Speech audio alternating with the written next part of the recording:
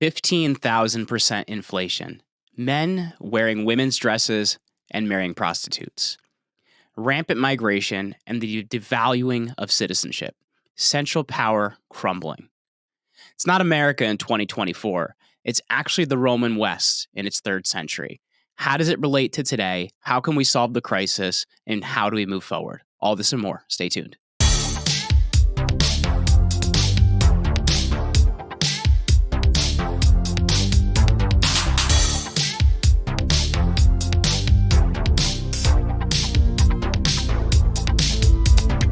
Welcome back to the Create Your Own Life Show. I am your host, Jeremy Ryan Slate, the CEO and founder of Command Your Brand. We help our clients to combat cancel culture by placing them on the right podcasts and new media. You can grab our new PR book, recently ranked #1 on Amazon over at bestpodcastbook.com. Also, if you're brand new to this channel, don't forget to like this video, leave us a comment to tell us what you think, and smash that subscribe button if you support liberty, freedom, and want to build a better future. So we're going to do a little bit of more of a teaching monologue type episode today. I guess just full disclosure, those of you that may not know this about me, my master's degree is actually in the Roman Empire. So I felt very relevant as of recently, as everyone's been talking about why do men think about the Roman Empire. And I want to read you guys a post to kind of cue you into what I'm thinking about today that I wrote recently. I just did an episode on the James Altucher show where I was on talking about, why do men think about the Roman Empire all the time? So that's going to be linked up in the show notes. I definitely recommend you check that one out. It's a very interesting episode where James and I talk for an hour and 15 minutes about everything you need to know. But here's a post that I wrote recently. Do men really think about the Roman Empire all day? For me, the simple answer is yes. It didn't start there, and it didn't start there. It didn't start there for me. Okay, there. I can get my words straight. For me, it was an extreme fascination with Alexander the Great, but from the perspective of, I feel like I've been there before, or I remember that guy. It's always called to me. I came to Rome because I read an article about Augustus and Alexander that led me to what I studied in grad school, the propaganda of ruler worship. You'd be surprised, modern politics is much of the same. So why do men think about it so often? A few reasons. The first is, from the most famous living historian and one of the main sources of my grad thesis, Dr. Mary Beard, men feel the need to be macho, and that's that they've been lost in today's society. So expanding on this, and these aren't Dr. Beard's words, these are mine, corporate jobs have emasculated men, they lack purpose, and the dream of a time when they could do manly things. If you look at how we embrace if you look at the lack of purpose and the dream of a time where they could do manly things. Okay, cool. If you look at how we embrace sport, to play sport is to conquer. And that's the only place where men now have to do that. My opinion is a little more of a late stage empire thing. America feels like it's fracturing. There's less opportunity and surprisingly less upward mobility, unless you're an entrepreneur. Two of the greatest Roman emperors, Diocletian and Hadrian, grew up poor in the Roman provinces. Funny enough, we're suffering from much of the same now that Rome was in the 3rd century, crushing inflation, immigration gone wild, and social discontent. So this was a post that I wrote recently on Facebook about the episode I did with James, and I apologize for the stumbles there. When I'm reading these things, my screen's over there, and they are like really small, and I think it's time to get my contacts checked. I haven't had my prescription checked in about 10 or 15 years.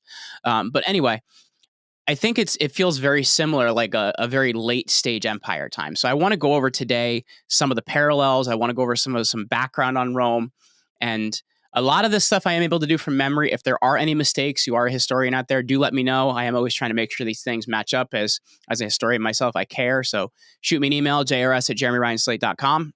If you see anything that has missed, you have an opinion, you want to jump into this conversation, but I want to do a little bit more of a monologue around how Rome relates to what we're dealing with today. So let's start with a brief timeline. Rome's founded in 753, and there's 7 traditional kings of Rome, the first being Romulus, who him and his brother Remus were supposedly raised by a she-wolf. Now, if you understand what that means in modern times, the she-wolf means they were probably actually just raised by a prostitute. It wasn't actually a wolf, but they were probably raised by a prostitute. Him and his brother have a fight, so Romulus then kills Remus, and he goes and founds the town of Rome. Rome early on, they don't really have any citizens, so he goes out and he finds like all these like criminals and kind of misfits and outcasts, and he's like, so you guys want to have a city? Let's build a city together. So original city of Rome is basically just Romulus and a bunch of men. So there's something that happens, and it's a little bit rough, so I apologize for the wording of what it's called. And, does sound a bit terrible, but there's this action called the rape of the Sabine women. So basically what happens is the Sabines are nearby people. They're invited to a dinner in Rome, and the Roman men capture all the women at dinner, and now that's how they populate their city. Kind of a rough way to build a city, but that's not historically, allegedly, through legend, how Rome was built. So Romulus is the first of 7 kings. The final king ends in 509, and it's when the Roman Republic starts. And the Romans and the Greeks often fight about, well, who had democracy first? So Rome says 509, Greece says 508. So they both fight about who did it first.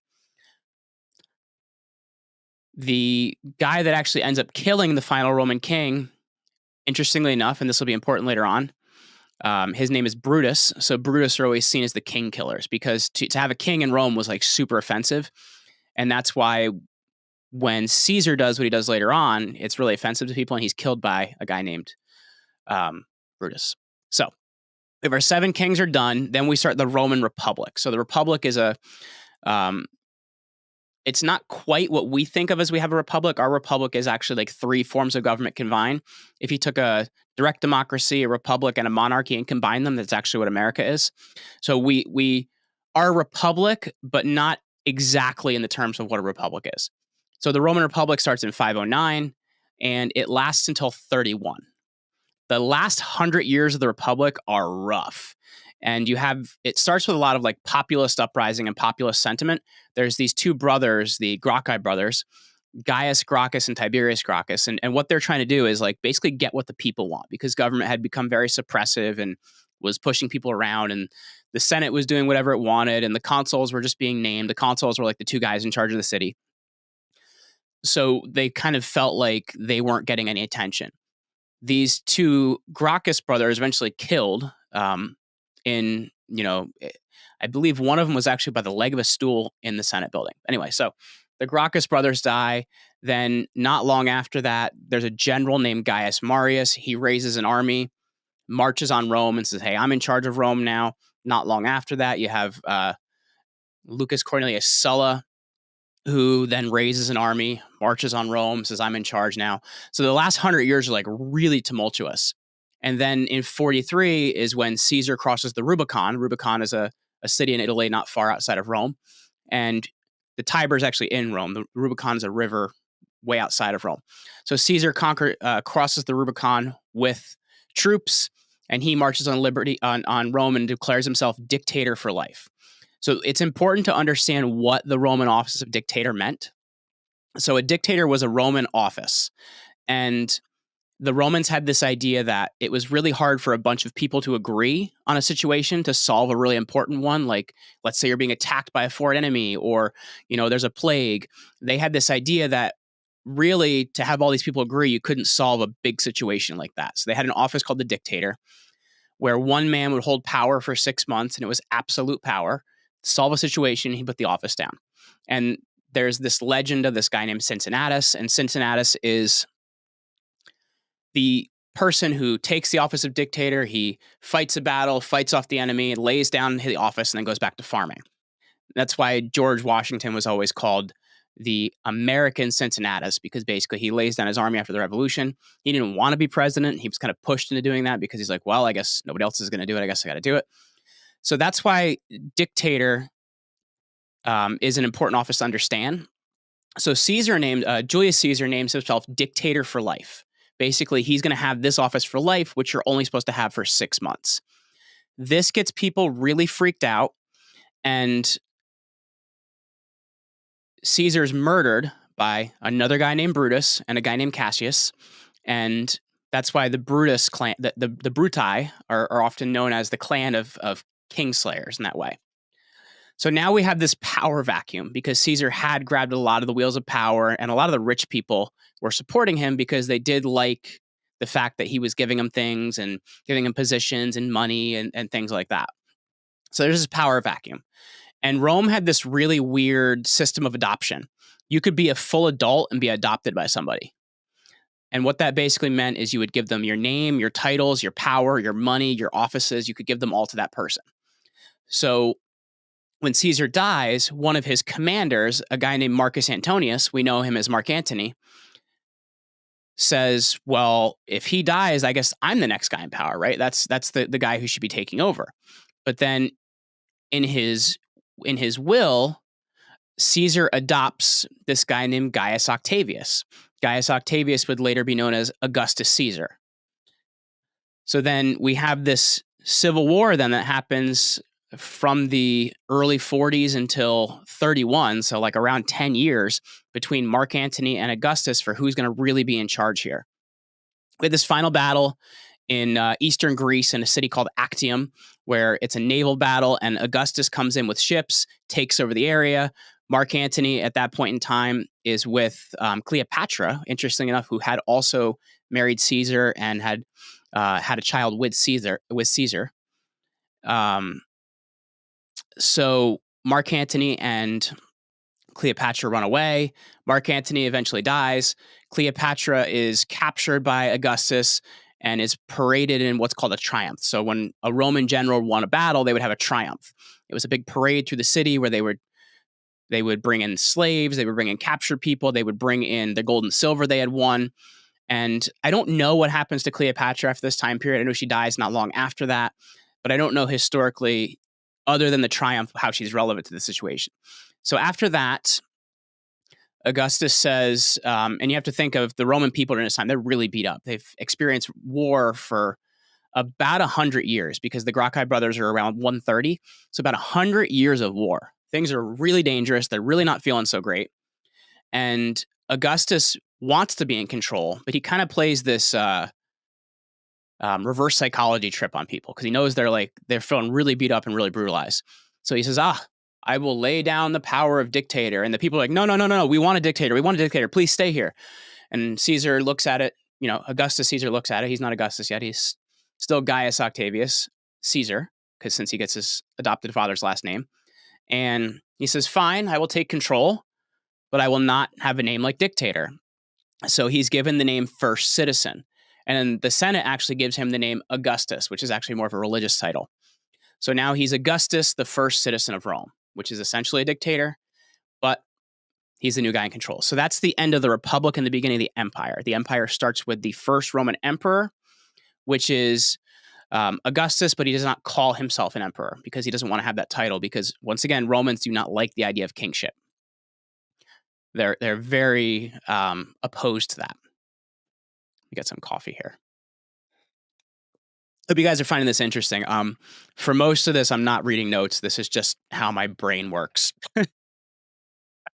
So we have the first emperor, which is Augustus, and he actually reigns for a really long time, around 50 years. And the reason that's important is because by the time he dies, nobody remembers what it was like to live in a republic. They only remember the empire. And it's interesting because the empire, people would have thought of it as this is still the republic, right? But we look at it historically and we call it the empire because we see how it's different. They didn't really see the differences. They just saw, there's this guy named First Citizen and he's helping us with these things. Later, that title will be taken as imperator or emperor. We will see that later on. It starts being used. Augustus was not somebody that liked to use that title because he really didn't live in opulence. He was more a simple guy, lived a very simple diet. And because he didn't want people to hate him because of, kind of wearing purple and doing this. The main god of Rome was a guy named Jupiter Optimus Maximus, and he was associated with purple. So to wear purple was to be like, I'm like God. And he didn't want to create that connotation for people, though he is the one that created the Roman worship cult, a lot of the propaganda he used. I can do another episode on propaganda in early Rome if you guys want to know about that. Anyway, but this sets it up, right? So then Rome then lasts until in the West, 476, and in the East, 1453, when the Ottomans basically end the Eastern Roman Empire, which becomes the Byzantine Empire. So that's the kind of history and background of Rome, just so you guys kind of have what understands there. So where does the decline start? Where does the actual decline start, and where do things get a little bit crazy? So we have the first few emperors, Augustus being the first, and it was generally here's my son or here's my adopted son. This is the guy in control. And then we have in the mid 100s, we have what are known as the five good emperors. And these are guys that are all reigned for about 20 years. And what would happen is emperors started picking, well, of my relatives, who's the most capable? It ended up being not like a direct line because you have a few crazy people in there, one being Nero, another being Caligula. Caligula in Latin means little boot, interestingly enough. And the Praetorian Guard looked at this and they're like, well, emperors, we got to think about this a little bit differently. The Praetorian Guard ended up becoming like the keeper of the office of emperor. So it still was hereditary to a certain point, but they would pick the most capable person. So you have these five really good emperors. The last of these, we know him by his meditations, is Marcus Aurelius. Marcus Aurelius names his son Commodus co-emperor when he's 17 in hopes that basically, we can take and he'll learn next to me, he'll do what I'm doing, and he'll help me kind of set things up. Commodus ends up being nuts. He's killing people in the arena. He's fighting wild beasts, but he's doing it from a platform because he's kind of a wimp and he doesn't want to actually put himself at threat. So he just becomes very crazy and paranoid about everyone around him. So the Praetorian Guard actually eventually has him killed. And that creates a kind of a new era in Rome. And what happens is there's this power vacuum. So this is around, I'm trying to remember this off top hand. It's around the year 200. I think Commodus dies around 220. So we're around the year 200, basically because you have 31 is 31 BC. Then we have year 0, and then we're kind of going. We were counting down when we started this. Now we're counting up. So it's around the year 200 because I think he takes power around 180 or something like that. Once again, I don't know that these direct dates offhand. There's some of these things that I know exactly, but some of this I'm doing from memory. So from there's a series of very weak emperors. Most of them are like fathers that are naming their son emperor and things like that. Like one of them in that line is Caracalla, who's named emperor by actually a pretty good emperor, which is Septimus Servius, who serves for about 20 years. He names his son Caracalla. Once again, nuts. Has his own brother killed. Eventually has his own mother killed. And so the 200s are like really kind of crazy. So this ends up being called Rome's crisis of the 3rd century. And you end up having a lot of like upheaval in this time. And the final emperor that kind of makes the military really angry is this guy named Elagabalus. And you heard in the introduction, I talked about this, but Elagabalus, he basically was from this worship cult. I think it was the cult of Elagabalus is where he gets his name from. And it was basically the worship of this black rock. And he would wear like dresses, and he married a Vestal virgin, and he married a prostitute. He did all sorts of weird things. And it really got people upset because they're like, this is the guy in charge. Like he's marrying a prostitute. He's marrying a Vestal virgin. And he's telling us his rock is getting married to another rock, and we all have to come to the wedding. So eventually he dies, and there's a series of military leaders in Rome. And at one period of time, we have what's called there's a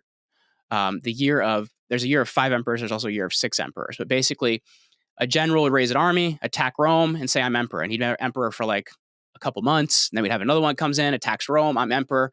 So the 2nd century is really rough. And what ends up happening is in order to keep these guys happy, the emperors realize, once again, they're ruling for a short period of time, but they're realizing their power comes directly from the military. So the way that they can keep them happy is by raising military. So they keep debasing the currency in order to pay the military, because they would give them 30% raise, 60% raise, because their power came from their military power, right? Because raise an army, attack the city, I'm in charge. Raise an army, attack the city, I'm in charge. So we have this really big hyperinflation problem that starts to, at one point, there was about 15,000% hyperinflation. It's just not a good scene. There's also a huge immigration problem too. We mentioned Caracalla, one of the crazy guys. In 212, he passes what's known as the Edict of Caracalla, where all people living not just in Rome, but also in the provinces are named citizens of Rome. And Roman citizenship was very valuable. You used to have to serve you had to be either born into it or serve in the military in order to get it. And then after your military service, like your wife would be a citizen, your kids would be citizens, your descendants would be citizens. but it lost a lot of value because you basically it entitled you to a lot of different things: political power, the grain dole.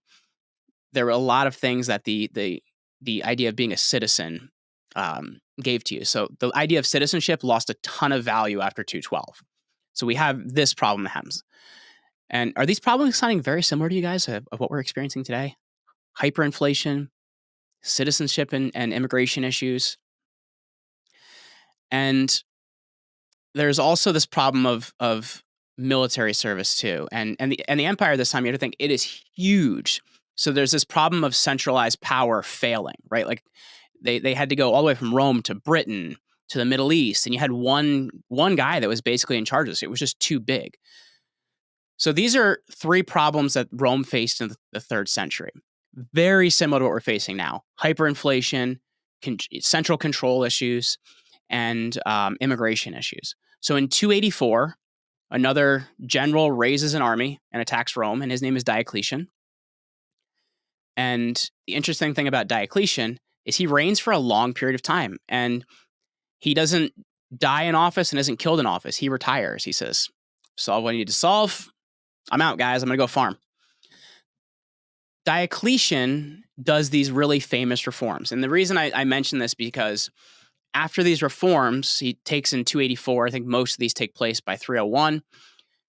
Rome lasts till 476. So he creates a lot more period of time for Rome to last. The reason I bring this up is we're experiencing a lot of this now. It's actually not as bad as what they saw in Rome. So the right reforms and the right things could solve this. So I'm going to go through these one by one and kind of look at what we can do here. So the first reform, and there's a lot more smaller reforms like taxation and stuff like that. I don't want to get into kind of the intricacies here. So I'm just going over the main points here. The first is currency reform. So Diocletian brings back the idea of hard currency, and he introduces a new silver coin, and he standardizes the gold coin, which would be standardized even more because it still would lose some value because of these inflation issues. It's standardized even more in 310 by Constantine. So Constantine has more to do with the soleus, which is the main gold coin. But he institutes a new silver coin, and this silver coin is called the argentius. And this actually helps to make like a smaller currency people can use and slow things down. So he actually puts people back on hard currency. So that handles a big problem. That's if we were to put America back on a gold standard, it would be painful for a little bit, but it would standardize a lot of what we're doing because they wouldn't be able to borrow money that didn't exist. Rome had this exact same problem. The second thing is he takes a look at how he doesn't really do much about citizenship, which is interesting. He just adds taxation for everyone, which to a certain degree, I guess, is fair. Like not everybody in the provinces was taxed the same as everyone at Rome, which makes sense. If you have citizenship, you should pay for it. So that's one thing he does. But he also takes the military, because he's more of a conservative, and puts them back to, well, this is how the military used to function, right? Like this is what our, how marches used to be. This is how units used to be put together. This is how they used to be managed. So this kind of handles this idea of raising an army and attacking Rome, raising an army and attacking Rome. He puts in more standard military management, and then he puts them in different places around the empire to kind of stabilize the empire in that way. It's kind of like a national guard, I guess you could say, is what he does. Rather than a centralized army, he decentralizes it and makes it more like a national guard. The other thing he does, which is interesting because America actually has this built in, but we are not using it the way we're supposed to, is he institutes something called the tetrarchy. So tetrarchy means the rule by four. Rome was ruled by one emperor up until this point in time. And there were co-emperors here and there. Like we mentioned, Marcus Aurelius having his son Commodus as a co-emperor. Aurelius had been a co-emperor with his brother for a bit. So like there was spots here and there where there were co-emperors, but it wasn't really a standard thing. Constantine is one of the last to actually reign over for a period of time, reign over a combined Roman Empire. And the final is Justinian, but there really isn't anything left at that point in time because it's after 476. Anyway, so it's institute this tetrarchy. And basically there's two big rulers, one in the east and one in the west. And these big rulers are called Augustuses. And they each have like a junior ruler named a Caesar. So there's two Augustuses and two Caesars. And what he then does is he puts somebody else in the west. The west is where Rome is. And he actually moves to the east. He moves to a city which we're not at Constantinople yet because Constantine's not till 310, which is 10 years after this. He moves to a city called Nicomedia, which is in the east towards Syria, towards Damascus, over that way. I think it would be in modern day Turkey. I'd have to look at a map offhand, but he moves to a city called Nicomedia, and that's where he rules in the east. It was always interesting to go to the east because there was more wealth in the east. That's how things were seen, and that's why even Alexander the Great went east, to conquer, because they were seen as more money in the east. The reason I say that America has this built in is America's first form of government was the Articles of Confederation, right? A bunch of loose cities that cooperated sometimes. And then after we kind of look at federalism and anti-federalism, we come up with this central government, but each of the states having power. And so we don't have the same problem here in the US, but what's happened is a lot of state governments have given away their power to the central government. So if we actually just start ruling by the Constitution and ruling by the 10th Amendment, this stops being a problem here. So this is actually a big one that we already have the solution to. We just got to hold the line on. So if you get standard currency, if you handle immigration, if you handle, I don't know that we have as much of a military problem because we do really have National Guard here. But if you handle currency, if you handle immigration, if you handle, the too much centralization of power, that can stabilize the country and that can fix a lot of things. And that's why I think whoever takes office next, I think Donald Trump is the best solution here. They have the ability to be like the American Diocletian and add a bit of, stability here. And that could really save things. So that's the viewpoint I wanted to bring in is I don't exactly agree with Diocletian's price controls and things like that he did, because that's not really how our economy works. But at the same time, this is 1,000 years ago, so the economy was different. But I think if we could really handle these things, we could handle our country. And I don't think this has to be, the decline and fall of America. I think this could be, the birth of, the next several hundred years of prosperity, because Rome falls in 410 only because it had been repeatedly attacked by barbarian tribes. And in 410, it falls in 476, but in 410 is when Alaric the Visigoth attacks Rome, and then Rome pays what's called tributes. They paid him money every year to stop attacking us. We'll give you some money. Just please stop. If they hadn't done that, they're not having that money being taken out of the treasury. And I know Christianity will also have a play on this later on as well, because now it's just another way that money's being diverted. But if that doesn't happen, Rome could have survived and Rome could have lasted. So I think if we can reform here, if we can get back to a lot of what we already have in writing in the Constitution, we can save things.